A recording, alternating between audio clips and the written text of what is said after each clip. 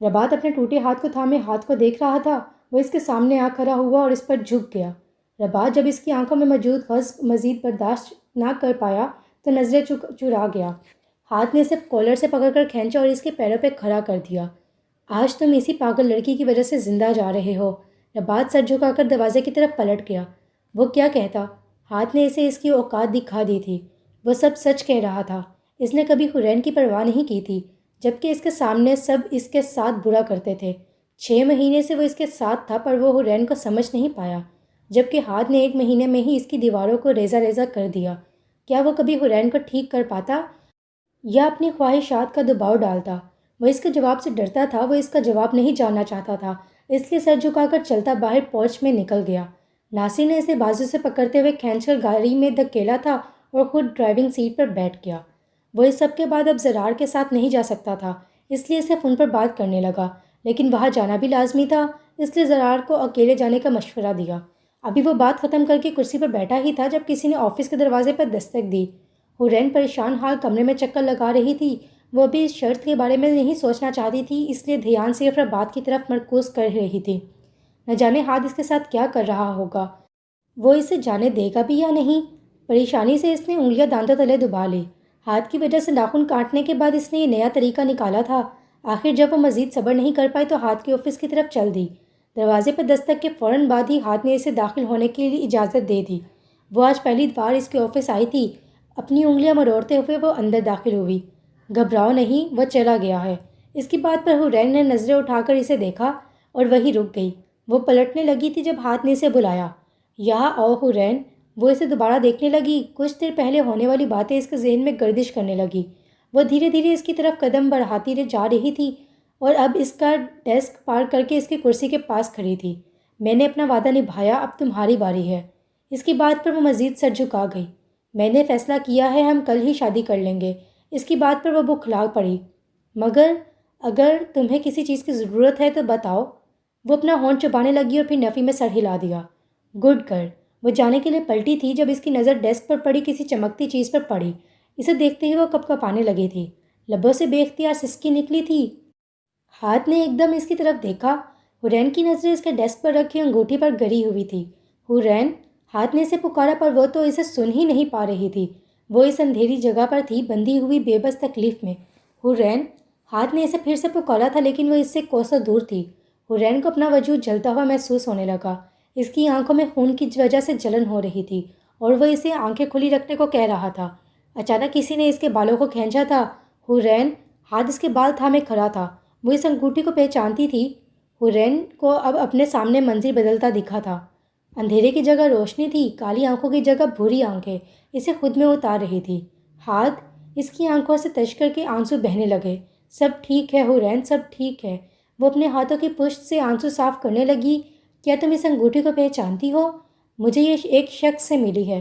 وہ کچھ بھی کہنے کی حالت میں نہیں تھی، اس لیے صرف سر اسپات میں ہلانے لگی۔ کیا اس شخص کے بارے میں کچھ جانتی ہو؟ نہیں۔ حرین اب پھوٹ پھوٹ کر رونے لگی۔ سب ٹھیک ہے حرین، کچھ نہیں ہوگا تمہیں، چلو جا کر سو جاؤ۔ ہاتھ نے ایک نظر دوبارہ انگوٹھی کو دیکھا اور پھر اسے دراز میں رکھ کر خود بھی وہاں سے چل دیا۔ وہ اس کی تھی، صرف اس کے لیے بنی تھی۔ اسے اس نے تخلیق کیا تھا لیکن وہ اس سے دور تھی۔ وہ پاگلوں کی طرح اسے ڈھونڈ رہا تھا لیکن اس کا کوئی سراغ نہیں ملا۔ اس کی نظر اس کے دوست ربات پر ہمہ وقت تھی۔ وہ جانتا تھا یہ لڑکا اس تک پہنچنے کا راستہ تھا اور اس نے ایسا ہی کیا۔ وہ اسے اس تک لے گیا۔ اب اسے صرف صحیح وقت کا انتظار تھا۔ ربات جب گھر پہنچا تو احتشام اسی کا انتظار کر رہا تھا۔ ناصر نے راستے میں ہی اسے فون کر کے ہر چیز سے آگاہ کر دیا تھا۔ اس کے بھائی نے اسے دھوکہ دیا تھا۔ اس کے دل میں اٹھتی تکلیف کے آگے اسے اپنے بازو میں ہوتی تکلیف محسوس ہی نہیں ہو رہی تھی۔ احتشام مین گیٹ کے باہر ہی کھڑا تھا۔ ناصر اسے گاڑی کی چابیاں پکڑاتا خود پیدل ہی واپس چلا گیا۔ ربات چلو اندر چلو۔ جب وہ گاڑی سے باہر نہ نکلا تو احتشام نے کھڑکی سے جھانکتے ہوئے کہا، کیوں کیا آپ نے ایسا؟ اس کی آواز میں بے یقینی تھی، تکلیف تھی۔ احتشام نے اپنی آنکھیں بند کر لی اور پھر کھول کر اسے دیکھنے لگا۔ ربات اندر چلو، اندر چل کر بات کرتے ہیں۔ اس نے ربات کی بازو کو تھامتے ہوئے کہا۔ اس نے ایک جھٹکے سے خود کو آزاد کروایا اور پھر گاڑی سے باہر نکل آیا۔ کیوں کیا آپ نے ایسا اپنے بھائی کے ساتھ؟ کس کے لیے؟ اس درندے کے لیے؟ آپ جانتے تھے حرین کہا ہے پر مجھے انجان رکھا، جھوٹ بولا مجھ سے۔ وہ زور زور سے چیخ رہا تھا۔ دیکھو ربات، میں جانتا ہوں تم دکھی ہو پر یقین مانو یہی بہتر تھا۔ میرے لیے کیا بہتر ہے اس کا فیصلہ میں کر سکتا ہوں۔ رباط اندر چلو، آپ بھی اس کی طرح درندہ بن گئے؟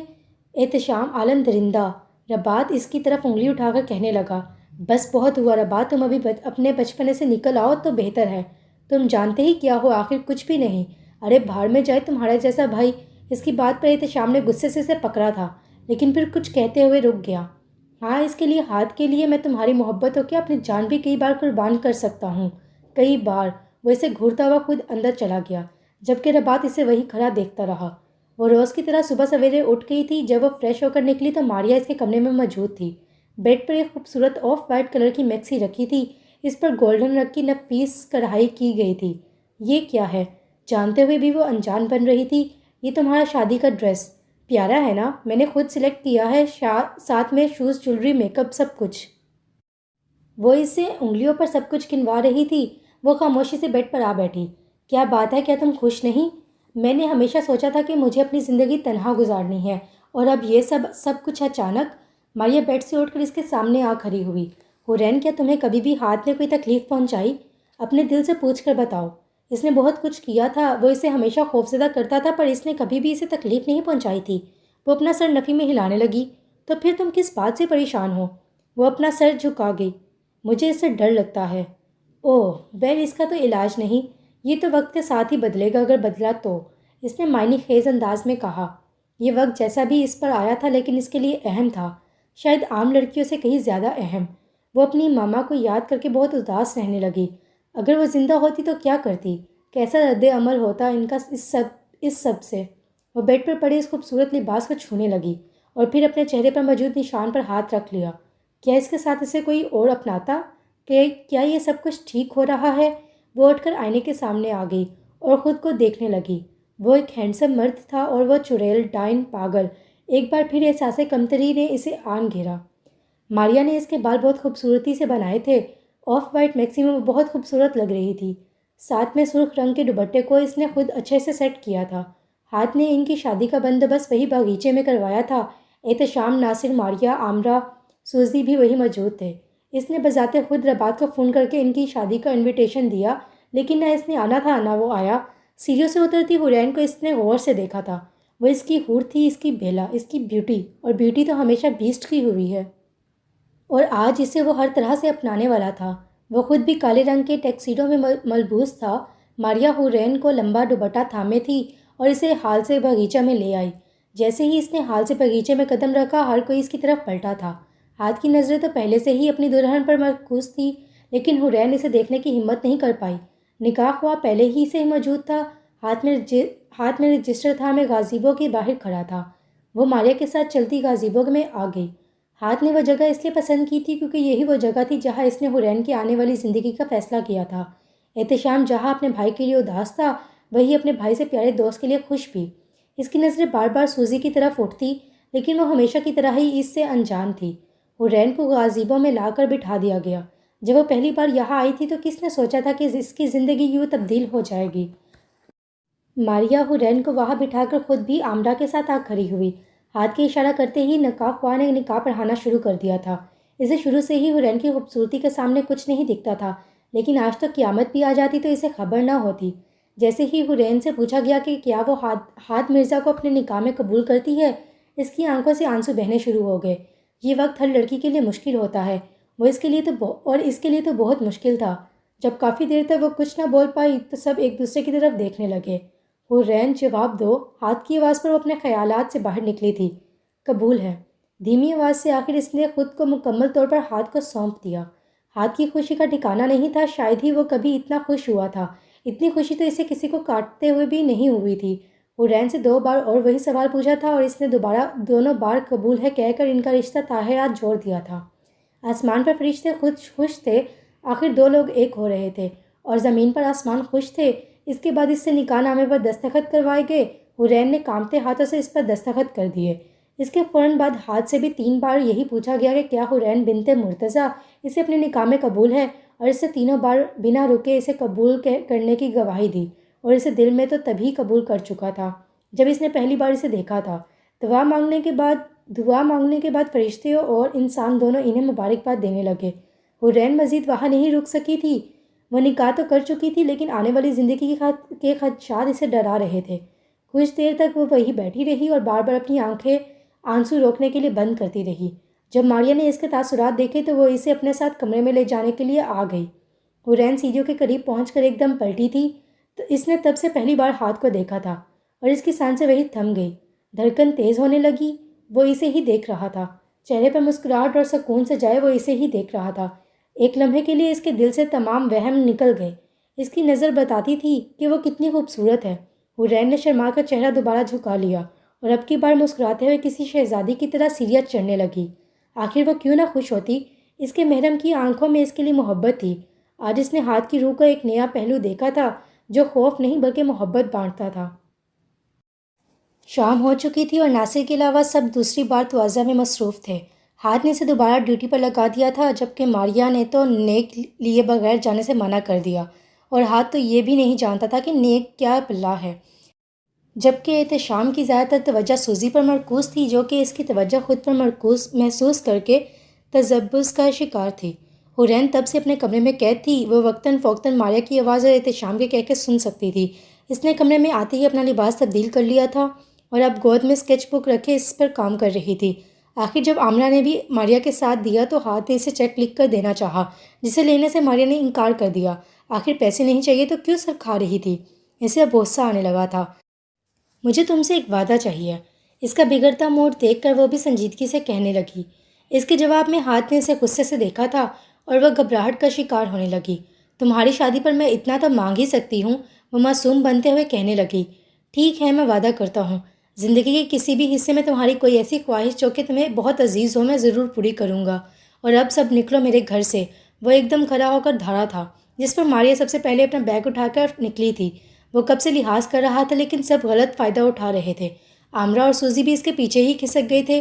احتشام اس سے گلے مل کر جدا ہوا اور ایک بار پھر مبارکباد دینے لگا۔ احتشام میرے دوست، تم نے بچپن سے آج تک ہر فیصلے پہ میرا ساتھ دیا، چاہے تمہیں وہ پسند تھا یا نہیں۔ آج میں تم سے ایک وعدہ چاہتا ہوں۔ ہاتھ میں ہمیشہ تمہارے ساتھ ہوں، تمہیں صرف کہنے کی ضرورت ہے۔ وہ دونوں شروع سے ہی ایسے تھے۔ اگر کبھی میری سانسیں مجھے دھوکہ دے گئیں تو ماریا کے ساتھ تم حورین کی بھی حفاظت کرو گے۔ وہ اس کے ہاتھ کو مضبوطی سے تھامے کہہ رہا تھا، جب تک ہم ساتھ ہیں کوئی ہمارا کچھ نہیں بگاڑ سکتا، اور اگر کبھی ایسا وقت آیا تو میں تمہیں قبر سے بھی کھینچ لاؤں گا۔ اس کی بات پر وہ دونوں مسکرائے تھے۔ اور ہاں، میں بھابھی صاحبہ کو کچھ نہیں ہونے دوں گا۔ ہاتھ نے اسے پھر سے گلے لگایا تھا اور پھر احتشام بھی اپنے گھر روانہ ہو گیا۔ جیسے جیسے رات طریق ہوتی جا رہی تھی، حورین کی دھڑکن بے قابو ہوتی جا رہی تھی۔ ہاتھ تقریباً روزانہ ہی اس کے کمرے میں سوتا تھا تاکہ اگر اسے کوئی برا خواب آئے تو وہ اسے فوراً اس سے باہر نکال سکے، لیکن آج ان کا رشتہ بدل چکا تھا۔ کیا وہ اس سے کسی چیز کا خواہش مند ہوگا؟ یہ سوچ اسے پریشان کر رہی تھی۔ جیسے جیسے گھڑی کی سوئیاں ہل رہی تھی ویسے ویسے اس کی سانسیں تیز ہوتی جا رہی تھی۔ اس کے ہونٹ بار بار خشک ہو رہے تھے۔ گھڑی کی سوئیاں اب رات کا 1 بجا رہی تھی۔ ان کی ٹک ٹک اور حورین کو اپنی سانسوں کے علاوہ ہر سو خاموشی تھی۔ شاید وہ بیکار ہی پریشان ہو رہی تھی۔ اس نے سونے کی کوشش کی پر نیند کوسوں دور تھی۔ اس کا دماغ بار بار اپنی زندگی میں ہونے والے واقعات دہرا رہا تھا۔ سانسوں میں بے ترتیبی اور دھڑکن میں تیزی کی وجہ سے اسے گھبراہٹ ہونے لگی۔ اس نے کمرے سے باہر نکلنے کا فیصلہ کیا۔ اس کے قدم خود بخود بڑھنے لگے اور وہ اب باغیچے کے دروازے پر کھڑی تھی۔ پہلے تو اسے رات کی تاریکی میں احساس نہیں ہوا، لیکن جیسے ہی وہ کچھ قدم آگے بڑھی، وہاں وسط میں کھڑے ہاتھ کو دیکھ کر رک گئی۔ پہلے تو وہ خاموشی سے پلٹنے لگی، لیکن اسے ویسے ہی ساکن کھڑا دیکھ کر رک گئی۔ وہ ابھی بھی اسی لباس میں ملبوس تھا، بس اب اس سے کوٹ اتارا ہوا تھا اور شرٹ کے بازو فولڈ کیے ہوئے تھے۔ وہ اپنی جگہ پر ایک دم ساکن، چہرہ آسمان کی طرف کیے کھڑا تھا۔ حورین نے بھی آسمان کی طرف دیکھا، لیکن آج آسمان ایک دم تاریک تھا، تو وہ کیا دیکھ رہا تھا؟ اس شخص میں ایک عجیب کشش تھی جو سب کو اپنے سحر میں چکر لیتی تھی، اور پھر موت سے ہی آزادی ممکن تھی۔ حورین اسے کچھ فاصلے پر جا کھڑی ہوئی۔ اس نے غور کیا تو احساس ہوا کہ وہ آنکھیں بند کیے کھڑا ہے۔ اگر حورین اس کی موجودگی کو محسوس کرنے کی طاقت نہ رکھتی ہوتی تو کبھی نہ جان پاتی کہ وہ وہاں ہے۔ دور سمندر سے اٹھتی آواز وہ سن سکتی تھی۔ ہلکی ہلکی ہوا اور پھولوں کی خوشبو رات مزید سحر انگیز بنا رہی تھی، لیکن وہ ایسے کھڑا تھا جیسے وہ اور رات ایک ہی ہیں۔ وہ اس طریقے کو خود میں اتار رہا تھا جیسے وہ اسے طاقت بخشتی ہو۔ مجھے رات کی طریقے سے محبت ہے، وہ ایک دم بولا تھا، اور حورین جو اسے دیکھنے میں کھو گئی تھی ایک دم ہوش میں آئی۔ ظاہر ہے وہ جانتا تھا کہ میں یہاں ہوں، حورین نے اپنے دل میں سوچا تھا، لیکن مجھے اندھیرا پسند نہیں، اس نے بنا اٹکے دھیرے سے کہا۔ ہاتھ نے اپنی آنکھیں کھولی اور پھر اسے دیکھنے لگا۔ کیوں نہیں، مجھے تاریکی خوفزدہ کرتی ہے، اس نے اپنے بازو اپنے گرد حائل کرتے ہوئے کہا۔ کیونکہ ہر برا کام تاریکی میں ہوتا ہے، ہر برا کام۔ ہاتھ نے اپنا سر ہلکا سا ٹیڑھا کرتے ہوئے کہا۔ جیسے کہ حورین اپنی آنکھیں موڑ کر کھڑی ہو گئی۔ جیسے کہ کوئی شخص اس وقت کسی اور عورت کے ساتھ مل کر اپنی بیوی کو دھوکہ دے رہا ہے، جیسے کہ ایک چوکیدار اس طریقے کا فائدہ اٹھا کر چوری کر رہا ہے، جیسے کہ دو لوگ کسی کے گھر گھس کر وہاں رہنے والی لڑکی کو اغوا کرنے کی تیاری میں ہیں۔ حورین نے اپنی بات مکمل کر کے آنکھیں کھولی تو ہاتھ اب وہاں موجود نہیں تھا۔ اپنی آنکھیں بند کرو حورین، وہ اس کے پیچھے کھڑا تھا اور اس نے حورین کے کان میں سرگوشی کی۔ ہاتھ کی سانسیں کو مہک محسوس کر کے اس کی دھڑکن بے ترتیب ہونے لگی، لیکن اس نے آہستہ سے اپنی آنکھیں دوبارہ بند کر لی۔ وہ اس کے قریب کھڑا تھا، بہت قریب، اور اب حورین کے کان میں سرگوشی کرنے لگا، جیسے کہ دو بوڑھے لوگ سمندر کنارے اپنی شادی کی 50ویں سالگرہ منا رہے ہوں۔ اس کی سرگوشی پر وہ مسکرائی تھی اور اپنا چہرہ اس کے لبوں کے قریب جھکا لیا، جیسے کہ ایک چوکیدار اپنے دوست کے لیے پریشان ہے کیونکہ اسے شک ہے کہ ہونے والی چوری میں اس کا دوست ملوث ہے، اور وہ اسے سمجھانا چاہتا ہے کہ اگر اسے پیسوں کی ضرورت ہے تو وہ اس سے لے لے۔ جیسا کہ اس طریقے میں ایک فوج محافظ اس لیے جاگ رہا ہے تاکہ اس کے وطن کے لوگ سکون سے سو سکے، جیسے کہ ایک نیا شادی شدہ جوڑا اس طریقے میں ایک دوسرے کے مزید قریب آ رہا ہے۔ اس کی بات پر حورین نے اپنی آنکھیں کھول دی۔ اس نے حورین کو اس طریقے کا ایک نیا پہلو دکھایا تھا اور اب اسے بھی وہ اندھیرا اچھا لگنے لگا۔ وہ دھیرے سے ہاتھ کی طرف پلٹی تھی، لیکن اس کی قربت کے باوجود اس سے دور نہیں ہوئی۔ اپنا چہرہ بلند کر کے وہ اس کی آنکھوں میں جھانکنے لگی تھی۔ وہ ایسے تھی جیسے حورین کے اسکیچ میں، ایک دوسرے کے قریب اور صرف ایک دوسرے کے۔ ہاتھ نے اپنا ہاتھ اٹھا کر اس کے لبوں کو چھوا تھا اور پھر اس کے چہرے سے بال ہٹا کر انہیں اس کے کان کے پیچھے اٹکا دیا۔ حورین نے اس کے لمس کو اپنے کان کی لو پر محسوس کیا تھا اور وہ ایک گہرا سانس کھینچ کر رہ گئی۔ وہ اسے نرمی سے چھوتا ہوا اس کے گال کی طرف بڑھا تھا اور اس کے زخم کے نشان کو چھوتے ہوئے اب اس کے ہونٹوں کی طرف بڑھنے لگا۔ حورین کی آنکھوں سے آنسو بہہ رہے تھے، لیکن ان میں خوف کا کوئی عنصر نہیں تھا، بلکہ ان آنسوں کے ساتھ اس کا سارا بوجھ اور سارا خوف بہہ رہا تھا۔ فضا مزید خوشگوار ہو رہی تھی، ہوائیں ان کی محبت کی گواہی دے رہی تھی۔ حورین بھی اس میں کھوتی چلی جا رہی تھی اور وہ اپنی اس خیفیت سے ڈر بھی رہی تھی جس میں اتنی شدت تھی۔ اس کے لبوں کو چھوتے ہوئے وہ اس کے ہونٹ کے نیچے نشان کو چھونے لگا تھا۔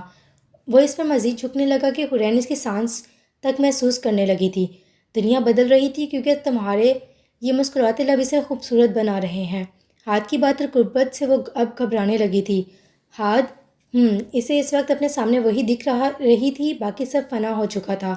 ہاتھ، اس نے پھر سے کوشش کرنی چاہی، لیکن ہاتھ کو مزید قریب آتے دیکھ کر وہ ایک ہی سانس میں بول پڑی، مجھے بھوک لگی ہے۔ وہ سمجھ نہیں پائی تھی کہ کیا کہے۔ وہ اس سے ایک بال کی مسافت پر رکا تھا اور پھر ایک قدم اٹھاتا اس سے دور ہٹ گیا۔ یہ تو بہت پریشانی کی بات ہے، اس نے اس حورین کی گردن کو چھوتے ہوئے کہا اور پھر اپنا ہاتھ بھی دور ہٹا لیا۔ چلو تمہاری بے وقت بھوک کا علاج کرتے ہیں۔ وہ سر کو ہلکی سی جنبش دیتا وہاں سے چلا گیا اور حورین وہ کانپتی ٹانگوں سے اس کے پیچھے چلنے لگی۔ جب وہ کچن میں پہنچا تو ہاتھ ریفریجریٹر سے بچا ہوا کھانا نکال کر گرم کرنے لگا۔ حورین کو یاد تھا کہ کیسے کچھ دن اور ایک مہینے پہلے ایسے ہی ہاتھ نے اس کے لیے فروٹ سیلڈ بنایا تھا۔ تب سے آج میں وہ کتنا بدل گئی تھی۔ ہاتھ اسے ڈنر سرو کرتا خود بھی ساتھ بیٹھ گیا۔ حورین کو بھوک نہیں تھی، لیکن اب خود کو سچا ثابت کرنے کے لیے چھوٹے چھوٹے نوالے لینے لگی۔ ہاتھ کی آنکھوں سے صاف پتہ چل رہا تھا کہ اسے معلوم ہے وہ جھوٹ بول رہی ہے۔ حورین نے کسی کی آنکھوں میں اتنی شدت نہیں دیکھی تھی۔ کبھی کبھی اسے لگتا تھا وہ آنکھیں کسی کو بھی جلا دینے کی طاقت رکھتی ہے۔ اگلے دن جب احتشام سے پڑھا رہا تھا تو اس کی نظریں میں سوزی کو ہی ڈھونڈ رہی تھی۔ اس کا بدلتا رویہ حورین نے بھی نوٹ کیا تھا۔ آپ سوزی کو بتا کیوں نہیں دیتے؟ کیا بتا نہیں دیتا؟ یہی کہ آپ اسے پسند کرتے ہیں۔ میچ میکنگ، وہ اسے مسکرا کر کہنے لگی، جس پر وہ بھی مسکرا اٹھی۔ سچی آپ کو بات کرنی چاہیے اور پھر شادی بھی۔ شادی؟ اسے تو شاید میں پسند بھی نہیں۔ چھوڑو یہ سب اور چلو شطرنج کھیلتے ہیں اب۔ اس نے بات بدلنی چاہی۔ سوزی، کیا تم پلیز چیس باکس لا دو گی؟ حورین نے وہیں سے اسے آواز لگائی تھی جس پر وہ احتشام اسے گھورتا رہ گیا اور وہ ہنسنے لگی۔ مجھے نہیں لگتا میں کبھی آپ سے جیت پاؤں گی۔ ہاں دیکھو تو تم کتنی بہتر ہو گئی ہو، پھر بھی آپ کو کوئی نہیں ہرا سکتا، اس نے اکتاتے ہوئے کہا۔ اب ایسی بھی بات نہیں، میں ہمیشہ ہاتھ سے ہار جاتا ہوں۔ اس کی بات پر وہ آنکھیں پھیلائے اسے دیکھنے لگی۔ ہار جاتے ہیں؟ وہ بے یقینی سے پوچھنے لگی۔ ہاں وہ بہت اسمارٹ ہے، اس کی نظروں سے کوئی چیز نہیں بچتی۔ اگر وہ اس کام میں انوالو نہیں ہوتا تو یقیناً شطرنج کا چیمپئن ہوتا۔ حورین نے اس کی بات پر چہرہ جھکا لیا اور مسکرانے لگی۔ کیا ہوا؟ کچھ بھی تو نہیں۔ اب وہ اسے کیسے بتاتی کہ اس کا چیمپئن اس سے ہمیشہ جان بوجھ کر ہارتا ہے۔ وہ دونوں پھر سے فلم دیکھ رہے تھے۔ حورین صوفے پر چڑھ کر بیٹھی تھی اور اپنے گھٹنوں کے گرد بازو حمال کر رکھے تھے۔ اس کا پورا دھیان ہاتھ کی طرف تھا۔ وہ ایک پہیلی تھا، ایک ان سلجھا راز۔ اس کی ہر حرکت، ہر بات کے پیچھے کوئی مقصد چھپا تھا۔ کتنے آرام سے اس نے حورین کی تمام خوف بھگا دیے تھے۔ جو کہنا چاہتی ہو کہہ سکتی ہو۔ نہیں تو مجھے تو کچھ نہیں کہنا۔ وہ رخ بدل کر رہ گئی۔ تو پھر 1 گھنٹے سے کیا دیکھ رہی تھی؟ اس نے بھی حورین کی طرف پلٹتے ہوئے کہا، میں سوچ رہی تھی کہ تم ایک پہیلی کی طرح ہو، تو تم یہ پہیلی سلجھا لو۔ کیسے؟ میں تو کچھ نہیں جانتی، کچھ بھی نہیں۔ جان جاؤ گی ڈارلنگ۔ وہ صوفے سے کھڑا ہو گیا اور اس کے سامنے ہاتھ بڑھا دیا۔ حورین نے جھجکتے ہوئے اسے اپنا ہاتھ تھما دیا۔ ویسے تمہارا سامان میرے کمرے میں شفٹ کر دیا گیا ہے۔ اس کی بات پر وہ وہی جم گئی۔ کیا یہ شخص کبھی اسے سکون کا سانس لینے دے گا؟ میں اپنے کمرے میں ہی ٹھیک ہوں۔ وہ اپنا حلق تر کرنے لگی اور وہ اس کا ہاتھ مضبوطی سے تھامے کھینچتا ہوا وہاں سے لے گیا۔ اس نے پہلی بار ہاتھ کا کمرہ دیکھا تھا۔ وہ کمرے سے زیادہ ایک اپارٹمنٹ لگتا تھا۔ مین دروازے سے داخل ہوتے ہی پہلے ایک سیٹنگ روم تھا۔ سائٹ پر ایک روم ریفریجریٹر بھی تھا۔ اس سے ہوتے ہوئے سامنے ایک دروازہ تھا جو کہ اس کا بیڈ روم تھا۔ حورین کے تو پسینے چھوٹنے لگے تھے۔ اس نے تب سے اب اس کا ہاتھ چھوڑا تھا اور وہ اپنا ہونٹ چبانے لگی۔ اس کے سامنے نظریں جھکائے کھڑی تھی۔ وہ اسے دیکھتا ہوا اپنے بیڈ کی طرف بڑھ رہا تھا۔ مجھے یہاں نیند نہیں آئے گی۔ اسے اپنا خون ٹھنڈا پڑتا محسوس ہو رہا تھا۔ ہاتھ پاؤں پھول رہے تھے۔ آ جائے گی۔ اس نے بیڈ سے تکیہ اٹھایا اور پاس رکھے صوفے پر رکھ دیا۔ وہ اور اسے ہی دیکھتے ہوئے اس پر لیٹ گیا۔ میں سنگل صوفے پر سو سو کر تھک گیا ہوں۔ حورین کو اپنا چہرہ سرخ پڑتا محسوس ہونے لگا اور وہ بھی چھوٹے چھوٹے قدم اٹھاتی رخ پلٹ کر لیٹ گئی۔ Good night Hoorain. Good night ہاتھ۔ آج کسی وجہ سے عامرہ اور سوزی نہیں آئی تھی اور وہ اکیلی ادھر سے ادھر ٹہل رہی تھی۔ اس نے سفید ونگ کے علاوہ سارا مینشن دیکھ لیا تھا۔ اس سائٹ پر اس کا آفس اور پرسنل سیٹنگ ایریا موجود تھا۔ وہ اس کے آفس کے ساتھ کوریڈور سے ہوتے ہوئے آگے بڑھنے لگی۔ وہاں سے اسے پانی کی آواز آ رہی تھی۔ تجسس کے مارے وہ مزید آگے بڑھتی گئی۔ جب اس کی نظر ہاتھ پر پڑی تو وہ ایک دم رک گئی۔ وہاں ایک سٹون پول تھا اور وہ سوئمنگ کر رہا تھا۔ ہاتھ اسے دیکھ کر پانی میں ہی رکا تھا۔ حورین نے وہاں سے پلٹ جانا چاہا جب ہاتھ بھی اسے روکا۔ کیا تم نے کبھی سوئمنگ کی ہے؟ نہیں۔ کیا تم سیکھو گی؟ کبھی بھی نہیں۔ اس نے بھی فوراً جواب دیا۔ ہاتھ نے دوبارہ سے سوئمنگ سٹارٹ کر دی۔ وہ ایک کونے سے دوسرے کونے تک چکر لگا رہا تھا۔ حورین کو اسے دیکھنے کی چاہ ہوئی تو وہ پول میں پاؤں ڈالتے ہوئے بیٹھ گئی اور اسے دیکھنے لگی۔ اب وہ اس کا سانس اکھڑتا ہوا محسوس کر رہی تھی، لیکن وہ پھر بھی مسلسل خود کو تھکا رہا تھا۔ وہ وہاں پر لگے شیشے سے باہر دیکھنے لگی۔ وہاں سے باغیچے کا آخری حصہ دکھ رہا تھا، لیکن اسے نہیں پتا تھا کہ وہاں ایسی بھی کوئی جگہ ہے۔ وہ یہی دیکھ رہی تھی جب کسی نے اسے ٹانگوں سے پکڑ کر پانی میں کھینچا اور پول میں گر گئی۔ ہاتھ پاؤں مارتی وہ ایک دم پانی سے اوپر ابھری۔ ہاتھ اب اس کی جگہ پر بیٹھا سکون سے اسے زندگی اور موت سے لڑتا دیکھ رہا تھا۔ بچاؤ ہاتھ، وہ چیخ رہی تھی۔ پانی اس کے منہ اور ناک میں گھس رہا تھا۔ وہ ہاتھ اور پاؤں مسلسل چلا رہی تھی۔ ایک دم اس کا سانس ٹوٹا تھا اور وہ ڈوبتی جا رہی تھی۔ ہاتھ نے اسے کالر سے پکڑ کر باہر کھینچا۔ حورین بری طرح کھانس رہی تھی۔ اسے ہاتھ پر بے حد غصہ آ رہا تھا۔ کیا تم پاگل ہو؟ مجھے مارنا چاہتے ہو؟ وہ زندگی میں پہلی بار کسی پر چیخی تھی۔ پہلی بار اس نے غصے کا اظہار کیا تھا۔ اوہ، تو حورین مرزا کو غصہ بھی آتا ہے۔ وہ اسے ویسے ہی تھامے تھا۔ حورین پانی سے آدھی باہر اور آدھی اندر تھی۔ اس نے حیرت سے ہاتھ کو دیکھا اور وہ اسے ایسے دیکھ رہا تھا جیسے کوئی مار کا سر کر آیا ہو۔ غصہ کرتے ہوئے بہت پیاری لگتی ہو، اس نے حورین کے کان میں سرگوشی کرتے ہوئے کہا اور پھر اس کے کان کی لو کو چوم لیا۔ ہاتھ نے حورین کے بازو سے پکڑ کر باہر نکالا اور وہ اپنے گرد بازو لپیٹتی وہاں سے بھاگ گئی۔ آخر یہ کیا ہو رہا ہے؟ وہ اپنے پہلے جذبات ہی سمجھ نہیں پا رہی تھی اور اب غصہ بھی اس لسٹ میں چڑھ گیا تھا۔ ہاتھ زرار کے ساتھ تھا اور ایک قابل شخص تھا۔ وہ ایک قابل شخص تھا اور باقی لوگوں سے اسے قدرے بہتر لگا تھا۔ وہ دونوں ایک کیفے میں بیٹھے اسائنمنٹ ڈسکس کر رہے تھے، لیکن وہ ابھی اپنی فیلڈ میں نیا تھا اور ہاتھ کے کام کے طریقے پسند نہیں کرتا تھا۔ لیکن ہاتھ جیسے دماغ رکھنے والا شخص بہت عرصے میں ایک بار ہی ہوا کرتے ہیں، اور پھر اس کے بابا کو بھی ہاتھ پہ مکمل یقین تھا۔ وہ احتشام اور ہاتھ اپنا نیا لاحلہ عمل ڈسکس کر رہے تھے۔ ہاتھ کو یقین تھا کہ اس کا باپ شہباز مرزا اس بارے میں کچھ جانتا ہے اور زرار اس کے تمام حرکتوں پر نظر رکھے تھا۔ کیونکہ وہ ہاتھ کے لوگوں سے واقف تھا، اس لیے زرار ایک بہترین انتخاب تھا۔ آخر ہمیں اس جگہ کا پتہ لگانے کی کیا ضرورت ہے؟ ہم جانتے ہیں کہ اس میں کون لوگ ملوث ہیں، تو انہیں کیوں نہیں پکڑتے؟